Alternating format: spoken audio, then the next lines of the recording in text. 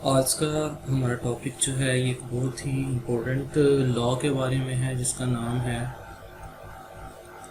Ohm's law. हमने अभी तक वोल्टेज के बारे में पढ़ा, यानी कि पोटेंशियल डिफरेंस के बारे में, और साथ साथ करंट के बारे में पढ़ा।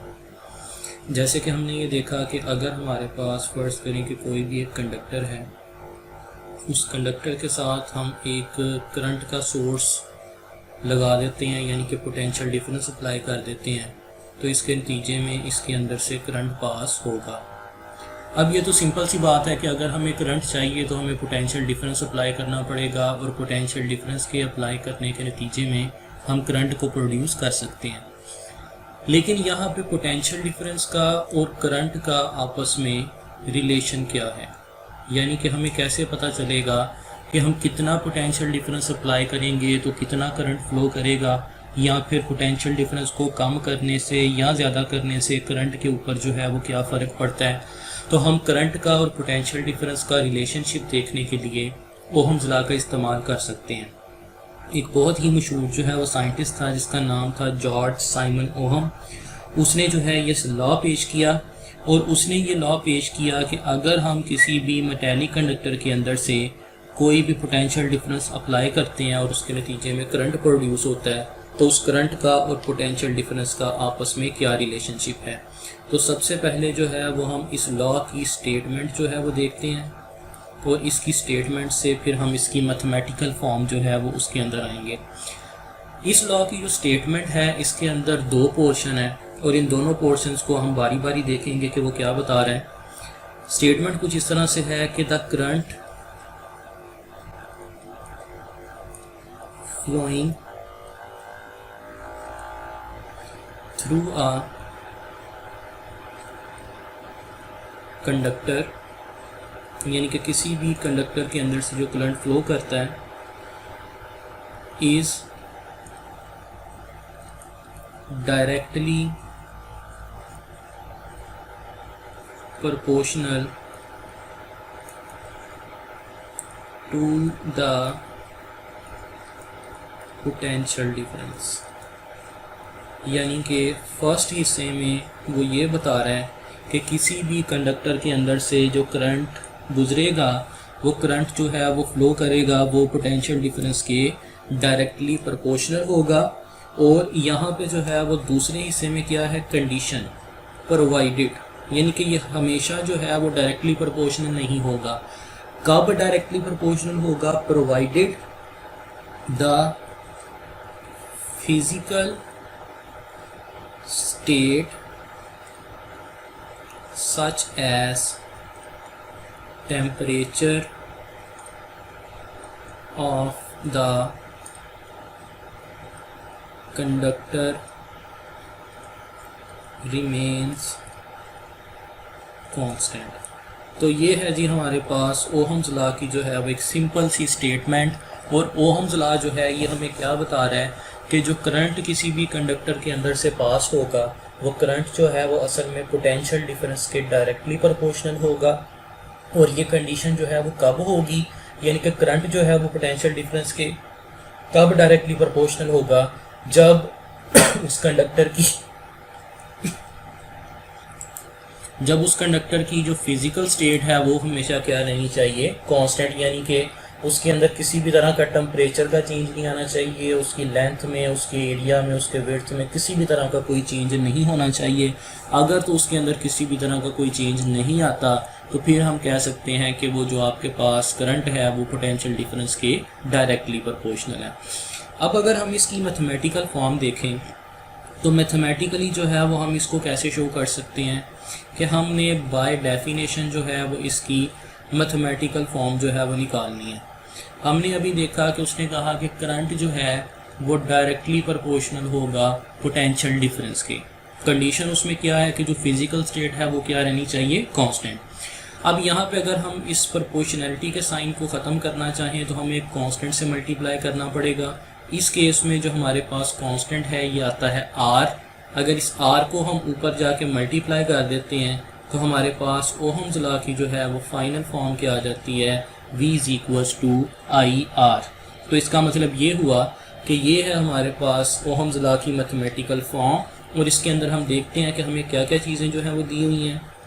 इसमें V जो है ये पोटेंशियल डिफरेंस है, जिसको हम अप्लाई करेंगे तो उसके नतीजे में करंट गुजरेगा। I जो है वो इसके अंदर है करंट, जिसमें हमने करंट का और पोटेंशियल डिफरेंस का रिलेशनशिप देखा। R जो है ये इसके अंदर एक कांस्टेंट है, और इस कांस्टेंट को हम क्या कहते हैं, रेजिस्टेंस ऑफ द कंडक्टर, यानी कि ये रेजिस्टेंस जो है ये हमारे लिए न्यू चीज़ है। और वो कैसे, अगर करंट और पोटेंशियल डिफरेंस एक दूसरे के डायरेक्टली प्रोपोर्शनल होंगे तो इसका मतलब ये है कि करंट और पोटेंशियल डिफरेंस के डायरेक्टली प्रोपोर्शनल होने से रेजिस्टेंस जो है वो क्या रहेगी, कांस्टेंट रहेगी। मतलब रेजिस्टेंस जो है उस कंडक्टर की वो चेंज नहीं होगी। लेकिन अगर आपके पास करंट और पोटेंशियल डिफरेंस के अंदर चेंज आ रहा है तो फिर उसके अंदर जो है वो रेजिस्टेंस भी क्या हो जाएगी, चेंज हो जाएगी।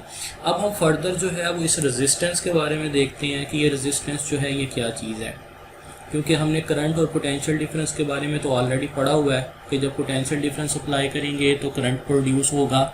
ये रेजिस्टेंस देखते हैं कि ये क्या चीज़ है। रेजिस्टेंस को अगर हम डिफ़ाइन करना चाहें तो इसको हम ऐसे डिफ़ाइन कर सकते हैं कि it is a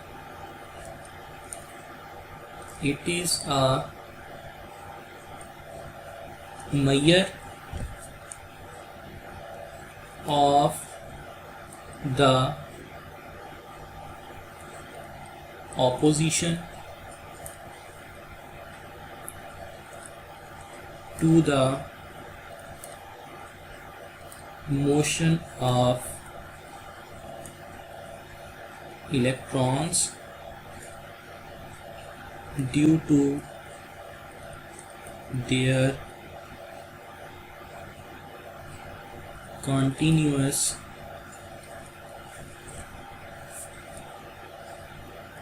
collision with the atoms। तो ये हमारे पास जो है वो रेजिस्टेंस की सिंपल सी डेफिनेशन है कि असल में जब क्या होगा कि किसी भी कंडक्टर के अंदर से जब इलेक्ट्रॉन्स मूव कर रहे होते हैं, ये लेट्स से ये इलेक्ट्रॉन्स जो हैं ये मूव कर रहे हैं। अब इन इलेक्ट्रॉन्स के मूव करते वक्त ये एटम्स के साथ जो है वो टकरा भी रहे होते हैं। तो ये इलेक्ट्रॉन्स इन एटम्स के साथ जो कोलाइड करते हैं उस कोलिजन के नतीजे में जो है वो रेजिस्टेंस प्रोड्यूस होगी। याद रखें कि जितनी कोलिजन ज़्यादा होगी उतनी ही रेजिस्टेंस भी ज़्यादा पाई जाएगी, और जितनी कोलिजन कम होगी उतनी रेजिस्टेंस कम होगी। ये जो रेजिस्टेंस है इसकी वैल्यू किस किस चीज़ के ऊपर डिपेंड करती है। अगर हम इस रेजिस्टेंस की डिपेंडेंस के बारे में देखें तो ये डिपेंड करती है नेचर ऑफ मटेरियल पे, कि हमने जो मटेरियल इस्तेमाल किया हुआ है वो कौन सा है, और इसके अलावा जो है ये डिपेंड करती है डायमेंशन ऑफ मटेरियल पे, और नेचर और डायमेंशन के साथ साथ ये टेम्परेचर के ऊपर भी डिपेंड करती है, जिसको हम लेटर जो है वो किसी लेक्चर के अंदर देखेंगे। अगर इस रेजिस्टेंस की हम बात करें तो हमने यहाँ पे इसका फार्मूला जो है वो भी निकालना है। हमने अभी ओहम्स लॉ की स्टेटमेंट देखी थी V = IR। अगर मैं यहाँ से R की वैल्यू निकालना चाहूँ तो R जो है वो किसके बराबर आएगा, V/I के। मतलब रेजिस्टेंस और करंट एक दूसरे के इन्वर्सली प्रोपोर्शनल होते हैं। तो जितना रेजिस्टेंस किसी भी सर्किट में बढ़ती जाएगी उतनी ही ऑपोजिशन जो है वो ज़्यादा होती जाएगी इलेक्ट्रॉन्स के लिए, यानी कि इलेक्ट्रॉन्स के पाथ को उतना ही ज़्यादा रोका जाएगा, और जितनी अपोजिशन ज़्यादा होगी उतना ही करंट क्या हो जाएगा, कम हो जाएगा। यहाँ से हम इसका यूनिट भी निकाल सकते हैं। पोटेंशियल डिफरेंस का यूनिट होता है वोल्ट, करंट का यूनिट होता है एम्पेयर। तो इसका मतलब है कि रेजिस्टेंस का यूनिट होगा वोल्ट पर एम्पेयर, और चूँकि इसका इस्तेमाल जो है वो ज़्यादा होता है तो हम इसको ओहम से जो है वो शो करते हैं, जिसको हम एक ग्रीक लेटर ओमेगा के साथ जो है वो शो कर सकते हैं। तो इसका मतलब है कि रेजिस्टेंस जो है इसका यूनिट होता है 1 ओहम, और इसको हम जो है वो ओमेगा के साइन के साथ शो करते हैं। अब यहाँ पे जो है वो हमारे पास मज़ीद अगर हम ओहम्स लॉ को डिटेल में देखें तो हमारे पास दो तरह के कंडक्टर्स होते हैं। एक होते हैं हमारे पास सबसे पहले जिनको हम कहते हैं ओहमिक कंडक्टर्स। ओहमिक कंडक्टर्स का क्या मतलब है कि दोज कंडक्टर्स यानी कि ऐसे कंडक्टर्स विच ओबेज ओहम्स लॉ, जो कि ओहम लॉ को ओबे करते हैं। ओहम लॉ को ओबे करने का क्या मतलब है कि इनके अंदर करंट जो है वो पोटेंशियल डिफरेंस के डायरेक्टली प्रोपोर्शनल होता है और इनकी जो फिज़िकल स्टेट है वो चेंज नहीं होती। यानी कि हम ये कह सकते हैं कि उनकी टेम्परेचर या उनकी लेंथ विड्थ के ऊपर जो है वो किसी भी तरह का कोई चेंज नहीं होता। ऐसे कंडक्टर्स जो हैं इनको हम कहते हैं ओहमिक कंडक्टर्स।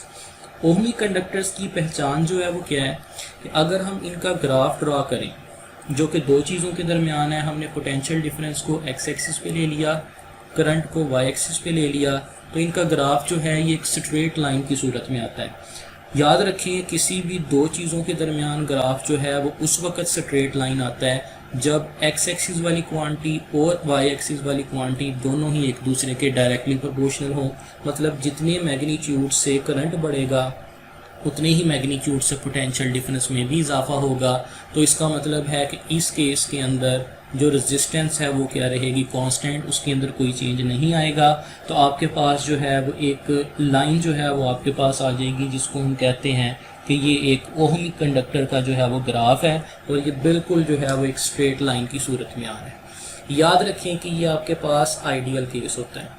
किस वजह से आइडियल केस होता है? क्योंकि कोई भी कंडक्टर जो है वो परफेक्टली ओहमिक नहीं हो सकता। उसकी रीज़न ये है कि अगर कोई भी कंडक्टर जो है वो ओहमिक होगा तो इसका मतलब है कि जब हम करंट को प्रोड्यूस कर रहे हैं तो टेम्परेचर चेंज नहीं हो रहा।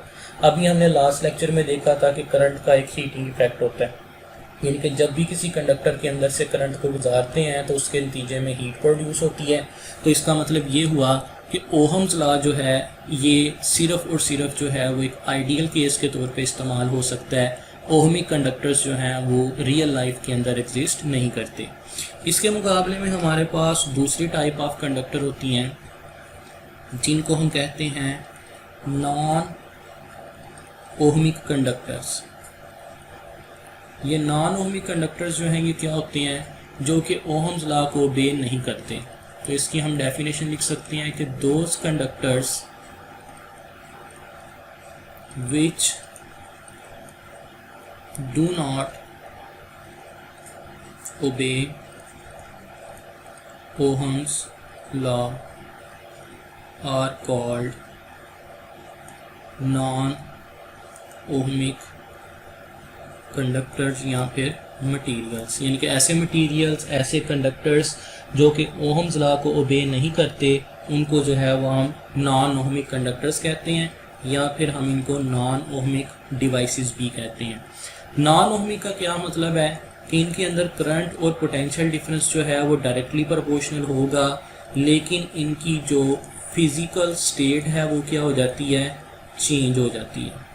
जब फिज़िकल स्टेट ही चेंज हो जाएगी तो इसका मतलब है कि ये ओहम्स लॉ को जो है वो ओबे नहीं करेंगे, और जब ये ओहम्स लॉ को ओबे नहीं करेंगे तो इसका मतलब है कि ये नॉन ओहमिक डिवाइसेस कहलाएंगी।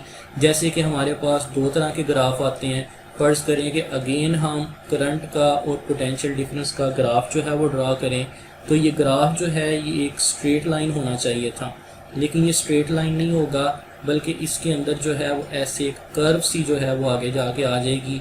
ये आपके पास जो है वो एक लैंप का ग्राफ है। फ़र्ज़ करें कि हमारे पास एक लैंप है। अब क्या होना चाहिए था कि अगर ये ओहमिक डिवाइस होती तो इसका ग्राफ जो है वो स्ट्रेट लाइन होता, लेकिन ये नॉन ओहमिक है तो इसलिए ये ग्राफ थोड़ा सा आगे जाके जो है वो कर्व हो चुका है। कर्व जो है वो किस चीज़ को शो कर रही है कि यहाँ पे हमारे पास अब जो है वो ओहम्स लॉ ओबे नहीं हो रहा। या फिर इसका ग्राफ जो है वो इस तरीके से भी बन सकता है कि ये हमारे पास पोटेंशियल डिफरेंस है, ये करंट है, तो ये भी जो है वो इस तरह का भी इसका एक ग्राफ बन सकता है। ये ग्राफ जो है ये किस चीज़ का है, ये है एक सेमीकंडक्टर डिवाइस का। अब देखिए दोनों केसेस में हमारे पास जो ग्राफ है वो स्ट्रेट लाइन नहीं आया बल्कि एक कर्व की सूरत में आया। तो याद रखें अगर स्ट्रेट लाइन ग्राफ हो तो वो ओहमिक डिवाइस होती है, और अगर वो कर्व हो, स्ट्रेट लाइन ना हो, तो वो एक नॉन ओहमिक डिवाइस होती है। अब इन दोनों में मज़ीद हम फ़र्क देखते हैं कि क्या है। इसका ग्राफ जो है वो पहले इंक्रीज़ कर रहा है और उसके बाद कांस्टेंट है। इसका ग्राफ पहले कांस्टेंट है और फिर इंक्रीज़ कर रहा है। मतलब इन दोनों कर्व्स के अंदर भी डिफरेंस है, और वो डिफरेंस किस वजह से है? याद रखें कि जो लैंप है ये एक कंडक्टर है और ये दूसरा ग्राफ जो है ये सेमीकंडक्टर का है। कंडक्टर्स के केस में क्या होता है कि करंट के बढ़ने से क्या होगा कि रेजिस्टेंस के अंदर कमी होगी, रेजिस्टेंस के अंदर इजाफा होगा, यानी कि करंट के बढ़ने से क्या होगा कि टेम्परेचर बढ़ेगा और टेम्परेचर के बढ़ने से रेजिस्टेंस में इजाफा होगा। लेकिन सेमीकंडक्टर के केस में क्या होता है कि जब टेम्परेचर बढ़ता है तो टेम्परेचर के बढ़ने से रेजिस्टेंस में कमी होती है। मैं यहाँ पर लिख देता हूँ कि इसमें टेम्परेचर जो है उसके बढ़ने से रेजिस्टेंस के अंदर इजाफा होता है, लेकिन सेमीकंडक्टर के केस में टेम्परेचर के बढ़ने से रेजिस्टेंस में कमी होती है। तो दोनों का चूँकि इन्वर्स रिलेशन है तो इसका मतलब ये हुआ, इस वजह से दोनों का कर्व जो है वो भी डिफरेंट आएगी।